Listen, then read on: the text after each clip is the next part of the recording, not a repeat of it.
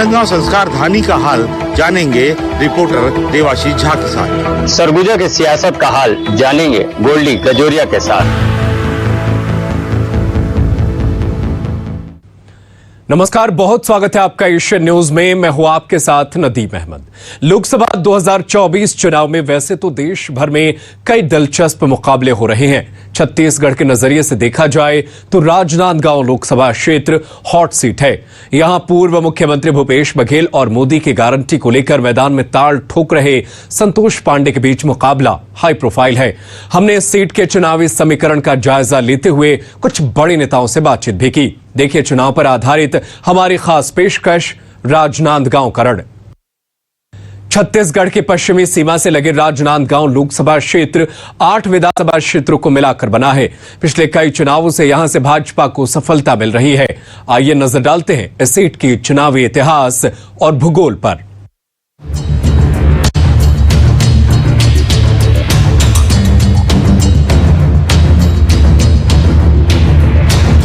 अपने गौरवशाली इतिहास और महान साहित्यकारों की धरती के लिए विख्यात राजनांदगांव 1952 में लोकसभा क्षेत्र के रूप में अस्तित्व में आया। शुरुआत से इस सीट पर राज परिवार का दबदबा रहा।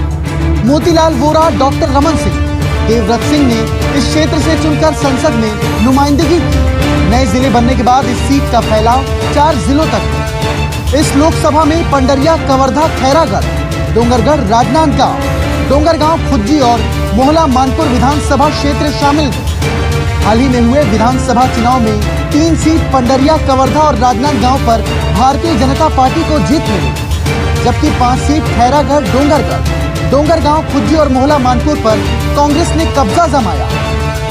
ऐसे में भूपेश बघेल जैसे बड़े नेता के उतरने से कांग्रेस काफी मजबूत नजर आती है। लेकिन भाजपा ने 2019 में इस सीट को तब जीता था जब इन 8 में से सिर्फ एक पर ही भाजपा का कब्जा था। इस बार जहां भूपेश बघेल को शुरुआत में उनकी ही पार्टी के कार्यकर्ताओं के विरोध का सामना करना पड़ रहा, लेकिन अब उन्होंने मजबूती से प्रचार प्रसार को आगे बढ़ा दिया।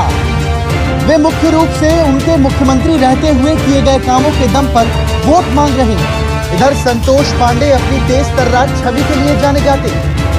वे देश के ज्यादातर भाजपा प्रत्याशियों की तरह पीएम मोदी के चेहरे पर निर्भर नजर आते हैं और भाजपा कार्यकर्ता और नेता भी मोदी की गारंटी का नारा बुलंद करते नजर आ रहे हैं। ऐसे में देखना दिलचस्प होगा कि इस बार राजनांदगांव लोकसभा की सीट जनता किसके दावे पर मुहर लगाती है। राजनांदगांव जिला पहले दुर्ग जिले का हिस्सा हुआ करता था। 26 जनवरी 1973 को अलग होकर राजनांदगांव जिला अस्तित्व में आया। 2009 से इस सीट पर बीजेपी का कब्जा। इस बार बीजेपी की नजर जीत का चौका लगाने पर है। 1957 में इस सीट पर पहली बार लोकसभा चुनाव हुआ। तब से लेकर 1971 तक ये सीट कांग्रेस की गढ़ रही। इसके बाद 1977 में जनता पार्टी के उम्मीदवार ने यहाँ जीत दर्ज की। इसके बाद कभी कांग्रेस तो कभी बीजेपी की जीत होती रही। Bureau report, Asian news. बतौर प्रत्याशी अपना नामांकन दाखिल करने के बाद भूपेश बघेल ने विपक्ष पर जमकर हमला बोला। उन्होंने पार्टी कार्यकर्ताओं को इस चुनावी लड़ाई को लड़ने को अपना बनाकर लड़ने की अपील की है। मैंने भी नामांकन भरा है कांग्रेस पार्टी के अधिकृत प्रत्याशी के रूप में। आदरणीय खड़गे जी को, सोनिया जी को, राहुल जी को, प्रियंका जी को, वेणुगोपाल जी को धन्यवाद देता हूँ। साथ ही आभार व्यक्त करता हूँ हमारे सेल लीडर आदरणीय डॉक्टर चरणदास महंत जी का और हमारे पीसीसी चीफ दीपक बैद जी का, जिन्होंने मेरा नाम प्रस्तावित किया और मुझे नांदगांव जैसे ये संस्कार धानी है जहाँ से मुझे नेतृत्व करने का, यहाँ की क्षेत्र की जनता की सेवा करने का अवसर मिलेगा। तो काफ़ी उत्साह है लोगों में और सभी ब्लॉकों का दौरा हो चुका है, सभी विधानसभा हम लोग जा चुके हैं। कार्यकर्ताओं में बहुत उत्साह है। आम किसान, मजदूर, आदिवासी, हमारे अनुसूचित जाति के लोग, महिलाएँ सब आतुर हैं। 26 तारीख का इंतजार सब कर रहे हैं और मुझे पूरा विश्वास है सबका आशीर्वाद मिलेगा। छत्तीसगढ़ के उप मुख्यमंत्री विजय शर्मा ने भी राजनांदगांव में भाजपा को जीत दिलाने के लिए लगातार जनसंपर्क कर रहे हैं। प्रचार अभियान के दौरान ही उन्होंने चुनाव और प्रदेश के कई मुद्दों पर प्रधान संपादक सुभाष मिश्र से बात की। हम आज जो है विजय शर्मा जी के साथ हैं, जो छत्तीसगढ़ के उप मुख्यमंत्री हैं। दरअसल जब हम बहुत सारे चेहरे देख रहे थे राजनीति में और जब चुनाव होने वाला था, तो एक चेहरा कहीं पोस्टर में नहीं था, वो था विजय शर्मा का। और किसी को ये पता नहीं था कि विजय शर्मा जो है इस राज्य के उप मुख्यमंत्री बनेंगे। पर जिस तरह से उन्होंने कवर्धा से जीत दर्ज की, और इस समय जो संसदीय क्षेत्र है राजनांदगांव, जो बहुत हाई प्रोफाइल है, जहाँ आज कांग्रेस की बहुत रैली निकली है और यहाँ से पूर्व मुख्यमंत्री भूपेश बघेल लड़ रहे हैं, वहाँ पर विजय शर्मा जी जो हैं वो भाजपा की तरफ से चुनाव को देख रहे हैं। तो मैं चाहूँगा जी कि आज जिस तरह की कांग्रेस की रैली निकली और उन्होंने जिस तरह जीत की बात की है, उसको आप किस तरह से देखते हैं? जन जन को ये जानकारी है कि जिन्होंने शराब का बड़ा घोटाला किया पूरे प्रदेश में, जिन्होंने कोयले के पीछे प्रति टन 25 रुपया की उगाही की, जिन्होंने व्यापारियों को परेशान किया, जिन्होंने महादेव सट्टा ऐप के नाम पर पैसा खाया, जिन्होंने पीएससी का घोटाला किया, ऐसे विभिन्न चीज़ों को करने वाले, दबाव की राजनीति करने वाले और कवर्धा के सांप्रदायिक सौहार्द को बिगाड़ने वाले व्यक्ति को एक हाथ में पूरे कवर्धा की कमान देना, इन सारे विषयों को देखते हुए पूरे क्षेत्र में बहुत स्पष्टता के साथ जनता चाहती है कि नरेंद्र मोदी जी फिर से प्रधानमंत्री बने, और जनता यह भी चाहती है कि भूपेश बघेल यहाँ से विदा हो जाए, वापस चले जाएं। पहले से ही पाटन की जनता का अपमान करके यहाँ आए हैं, दोबारा यहाँ को इनको कोई स्थान नहीं दिया जाएगा। विजय जी, यहाँ की अगर हम संसदीय क्षेत्र की बात करते हैं तो यहाँ पे जो 8 सीटें हैं उसमें 3 बीजेपी के पास है और 5 कांग्रेस के पास है। तो इनको लग रहा है कि हम जो लोकसभा में उसको रिपीट करेंगे, और आज उनकी रैली में जो नेता बात कर रहे थे, उस गणित को आप किस तरह से देखते हैं? उस गणित को आप सोच कर देख लें कि पिछली बार कितनी बम्पर सरकार इनकी बनी थी विधानसभा में, और उसके ठीक बाद लोकसभा में 11 में से 9 सीटें भारतीय जनता पार्टी ने जीती थी। जब इतनी बड़ी इनकी सरकार बनी थी और भाजपा 9 में से 11 जीत गई, तो भाजपा की इतनी बड़ी सरकार बनी तो 11 में 11 हम जीतेंगे बोल रहे हैं, तो क्या गलत कह रहे हैं?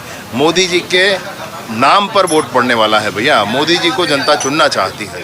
जी, आप राज्य के गृह मंत्री, आपने पिछले दिनों ये कहा था कि नक्सलाइट समस्या जो राज्य की है उसको हम खत्म करना चाहते हैं और जरूरत पड़ी तो हम उनसे बातचीत भी करेंगे। ऐसा आपने एक स्टेटमेंट मैंने आपका पढ़ा था, सुना था, इस बारे में क्या कहना? मैं पूर्ण अपने हृदय से इस बात को कहना चाहता हूँ कि किसी कोई भी हताहत हो उसमें दुख होता है, ऐसा नहीं होना चाहिए। और इसलिए जैसे भी आवश्यकता है हर विषय पर, सरकार क्या चाहती है? सरकार चाहती है कि बस्तर के गांव तक बिजली, पानी, सड़क, स्कूल, अस्पताल, आंगनबाड़ी पहुंचे। जी, यही सरकार चाहती है, इससे ऊपर तो कोई बात नहीं। तो अगर ये ऐसा रोका जा रहा है तो हम समझना चाहते हैं कि क्यों रोका जा रहा है, इसलिए हम चर्चा करना चाहते हैं। और अगर ऐसा रोका जा रहा है, रोकने वाले चर्चा करें, प्रेम से बात बनेगी, कुछ नहीं तो सख्ती करना पड़ता है। जी, आज ही बीजापुर में 10 नक्सलियों के शव बरामद हुए। जी, आज का ये है, 2 दिन पहले वहाँ 6 नक्सलियों के शव और बरामद हुए थे। ये जो घटनाक्रम चल रहा है ये भी कोई अच्छी बात नहीं है। जी, मसला ये है कि ये समस्या खत्म होनी चाहिए। क्यों आप विकास को अवरुद्ध करना चाहते हैं, ये मसला है। जी, यहाँ पर एक बातचीत आज हम लोग बहुत लोगों से कर रहे थे कि बाहरी कैंडिडेट को यहाँ पे राजनांदगांव में बार बार भेजा जाता है। जो लोग यहाँ के स्थानीय लोग बातचीत कर रहे थे तो उनको लग रहा था कि कोई भी आदमी जो बाहरी वो होता है जिसकी सक्रियता क्षेत्र में नहीं होती कभी। जी, बड़े नेताओं के लिए ऐसा हो सकता है, मैं उस बात का विरोध नहीं कर रहा हूँ। मेरा मसला ये है कहने का कि अगर आपकी सक्रियता ही नहीं है, आपने जनता की सेवा ही नहीं की है, आपने मसलों पर लड़ाई ही नहीं की है, तो फिर कैसे आप अचानक चुनाव लड़ने आ गए? आपका एक बयान जो है बहुत चर्चा में है कि आपने कहा था कि कलेक्टर, एसपी सबकी पत्नियों को पैसा मिलेगा। तो लोग कई जगह आपके बयान को कोट करते हैं कि विजय शर्मा जी ने ऐसा कहा था, पर अब उसमें 70 लाख महिलाओं को ही ये पैसा मिल रहा है महतारी वंदन का। निसंदेह ऐसा है। उसके बीच में बहुत सारी बातें हुई जिनको बिल्कुल ही आवश्यकता नहीं है जी, उनको देने की कोई बात नहीं है। फिर भी अगर वो चाहते हैं कि हमको चाहिए है, वो एप्लीकेशन डाल सकते हैं, उस पर भी विचार किया जाएगा, ऐसा माननीय मुख्यमंत्री जी ने कहा। तो दोस्तों, ये हमारे साथ छत्तीसगढ़ के गृह मंत्री विजय शर्मा जी, और जो इस समय राजनांदगांव संसदीय क्षेत्र में भाजपा कार्यालय के सामने जो एक बहुत लोकप्रिय होटल है वहाँ बैठे हुए हैं और अपने साथियों के साथ चाय का स्वाद ले रहे हैं। चलिए हम इनके साथ चाय का आनंद लेते हैं। तो बहुत बहुत धन्यवाद विजय जी आपका।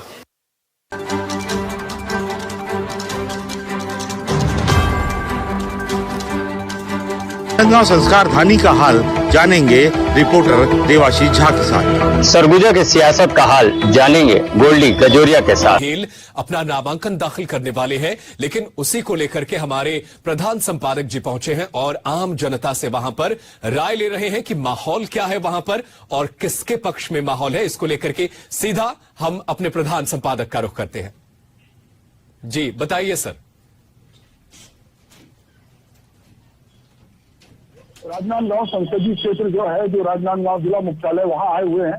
आज यहां पर प्रदेश के पूर्व मुख्यमंत्री भूपेश बघेल जी अपना उम्मीदवार घोषित किया है।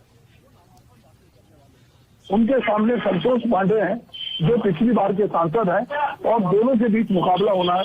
पूरे राजनांदगांव संसदीय क्षेत्र में एक बड़ी हाइट बनी हुई है, क्योंकि छत्तीसगढ़ की जो 11 सीटें हैं उसमें सबसे ज्यादा प्रतिष्ठापूर्ण सीट जो है वो राजनांदगांव बन गई है, क्योंकि भूपेश बघेल कांग्रेस का छत्तीसगढ़ का चेहरा है और कांग्रेस ने उन पर दांव लगाया है और वो अपने लाव लश्कर अभी थोड़ी देर बाद जो है वो फॉर्म भरने आएंगे। राजनांदगांव में इस समय जो माहौल है उसमें अलग अलग जगह देख रहे हैं कि पूरी गलियों में भाजपा और कांग्रेस के झंडे लगे हुए हैं।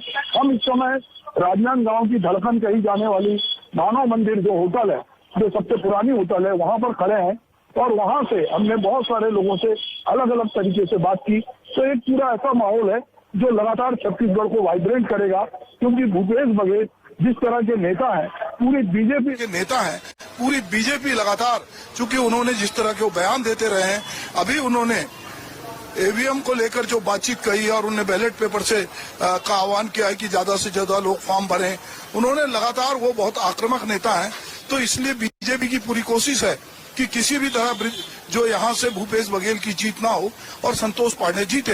दूसरी तरफ भूपेश बघेल पूरी तरह से लगे हुए हैं कि वो इस बार यहाँ से अपनी जीत दर्ज कराएं। ये वो संसदीय क्षेत्र है जहाँ से अभी वर्तमान में 3 बार के पूर्व मुख्यमंत्री रमन सिंह जो हैं वो यहाँ से विधायक हैं और अभी विधानसभा के अध्यक्ष हैं। हम पहले की बात करें तो मोतीलाल वोरा भी यहाँ से चुन के गए हैं।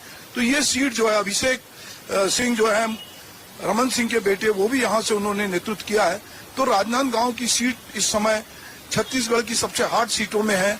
तो हमने सोचा कि क्यों ना जाएं और जाकर जो नामांकन भरा जा रहा जो माहौल है उससे अपने दर्शकों को अवगत कराएं।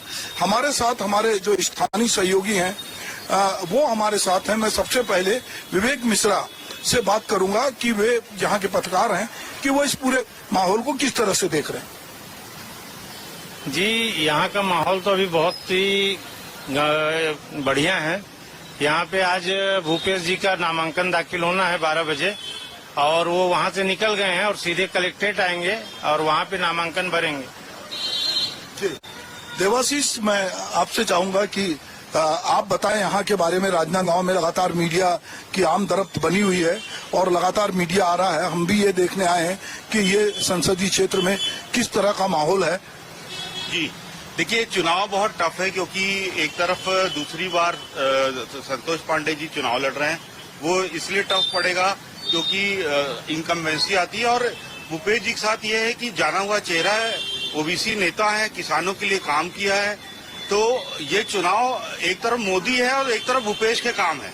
आज ये वाला चुनाव भूपेश के काम और मोदी के बीच की लड़ाई है। देखा जाए तो अगर भूपेश जी अच्छी तरीके से चीजें प्रस्तुत करते हैं तो स्वाभाविक है वो जीत सकते हैं। संभावना है, दोनों टक्कर में, टक्कर का मुकाबला है सर। तो बीजेपी का नारा है इस बार की अब की बार 400 पार, और 400 पार करने के लिए बीजेपी जो भी संभव है, चाहे वो कांग्रेसियों का बीजेपी प्रवेश हो, चाहे वो अलग अलग तरीके से रणनीति हो, चाहे उनके कार्यकर्ताओं को मोटिवेट करने की बात हो, माइक्रो मैनेजमेंट हो, इन सब में बीजेपी बहुत आगे है। पर जैसे कि हमारे साथी कह रहे हैं कि संतोष पांडे पुराने सांसद हैं और हो सकता है कि उनके कामकाज से लोग नाराज हों, पर संतोष पांडे को मोदी मैजिक पे भरोसा है, मोदी गारंटी पे भरोसा है। तो हम, हमारे साथ जो कुछ साथी खड़े हैं यहाँ के, जो स्थानीय नागरिक हैं, नेता हैं, हम उनसे भी बात करेंगे। जी, सूर्यकांत जैन, अध्यक्ष ब्लॉक कांग्रेस कमेटी राजनांदगांव। अभी ऐसा कोई मोदी मैजिक वगैरह सब खत्म हो चुका है। लोगों को सच्चाई समझ आ चुकी है और बढ़ती हुई महंगाई ने सबकी कमर ढीली करके रख दी है। अगर मोदी जी ने ईवीएम को हैक करने का गलत तरीका नहीं अपनाया तो ये 100 सीट के अंदर आ जाएगी। 400 पार का आंकड़ा तो बहुत दूर की बात है, क्योंकि जनता त्रस्त है। और ये बात मैं अकेला कह रहा हूँ, मैं कांग्रेस का कार्यकर्ता हूँ इसलिए नहीं, ये आम जनता की आवाज है। सबके घर का खर्च का जो आंकड़ा है वो बिगड़ चुका है। राशन से लेकर के गैस सिलेंडर तक सब चीजें इतनी महंगी हो चुकी हैं। जी, तो आप देख रहे हैं कि जो कांग्रेस से जुड़े लोग हैं वो ईवीएम पे लगातार अटैक कर रहे हैं। उनको लगता है कि अगर ईवीएम हैक ना किया गया और कोई गड़बड़ी नहीं हुई तो इस बार जो 400 पार का नारा है वो 400 पार कतई नहीं होने वाला है। और वो महंगाई की बात कर रहे हैं, बेरोजगारी की बात कर रहे हैं, वो कह रहे हैं कि मोदी मैजिक नहीं है। पर आम जन क्या सोचते हैं, यहाँ का आम मतदाता क्या सोचता है, चलिए हम उनसे अभी थोड़ी देर बाद आपको रूबरू कराएंगे। तब तक हम अगले पड़ाव पे आपको ले चलेंगे और फिर हम आपके साथ जुड़ेंगे। नमस्कार। बिल्कुल बिल्कुल, हम दोबारा आपसे। राजनांदगांव की अपनी खास सांस्कृतिक पहचान है, लेकिन चुनाव के इस दौर में ये राजनीतिक रूप से काफी गर्म है।